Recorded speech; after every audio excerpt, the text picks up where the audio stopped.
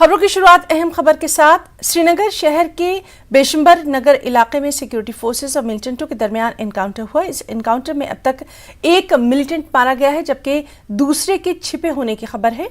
IGP Kashmir Vijay Kumar के एक tweet के मुताबिक इस एनकाउंटर में मारा गया मिलिटेंट मायसमा में सीआरपीएफ एहलकारों पर हालिया हमले में मुलविस था। काबिल जिक्र है कि यह एनकाउंटर भी सयाहों के इलाके डलगेट के करीब हुआ है। सीधे रुख करेंगे श्रीनगर का। हमारे साथ मौजूद हैं हमारे नुमाइंदे परवेज भट्ट। परवेज, आपसे जानना चाहेंगे इस एनकाउंटर के ताल्लुक से अभी तक क्या कुछ तफसीलात? जी बिल्कुल है ना, ये बिशंबर नगर का इलाका आता है। यहाँ पे शहर श्रीनगर के बीचों बीच ये इलाका वाक़ा है।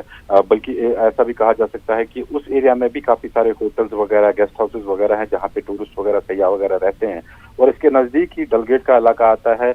डलगेट में भी सयाहों का काफी रश लगा रहता है और इसके चलते इस एनकाउंटर को ज्यादा तशवीशनाक समझा जा रहा है, क्योंकि सुबह सवेरे ही जो सिक्योरिटी फोर्सेस हैं जिसमें ज्वाइंटली जो ऑपरेशन कर रहे हैं सीआरपीएफ, एसओजी और जिसके जो जम्मू कश्मीर पुलिस के बाकी एहलकार हैं, वो ज्वाइंटली ये ऑपरेशन कर रहे हैं। एक मुसद्दिका इत्तला मिलने के बाद इस एरिया को कॉर्डन ऑफ कर दिया गया था। तो तकरीबन 11:30, 10:30, 11 बजे तक जो तलाशी की कार्रवाई है उसकी सिलसिला वहां पे जारी रहा। तो 10:30, 11 बजे के करीब जो है मिलिटेंट्स जिस मकान में छुपे थे, जब सिक्योरिटी फोर्सेस ने वहां जाने की कोशिश की तो वहां से उन्होंने फायर कर दिया सिक्योरिटी फोर्सेस पे, जिसके चलते ही जो एनकाउंटर जो है वो शुरू हुआ है। अभी तक जो तफसीलात आ रही हैं इसमें बताया जा रहा है कि एक मिलिटेंट अभी तक इसमें मारा गया है।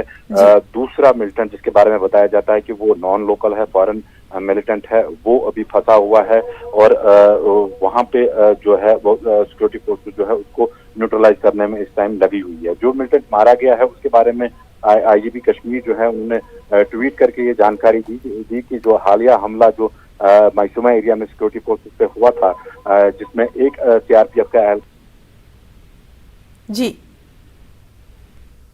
ये मिलिटेंट जिसको वहां यहाँ पे मार दिया गया है इस एनकाउंटर में।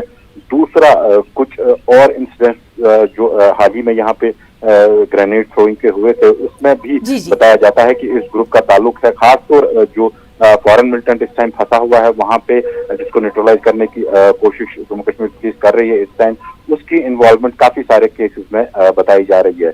कुल मिला के देखें तो अभी जो सिक्योरिटी जो कॉर्डन ऑफ है वो लगातार जारी है एरिया का, और रुक रुक के फायरिंग का सिलसिला भी है, वो भी तबादला भी जारी है। जी परवेज, तो बहुत बहुत शुक्रिया आपका अदा करना चाहेंगे तफसीली जानकारी के लिए। लगातार अहम खबर पर आप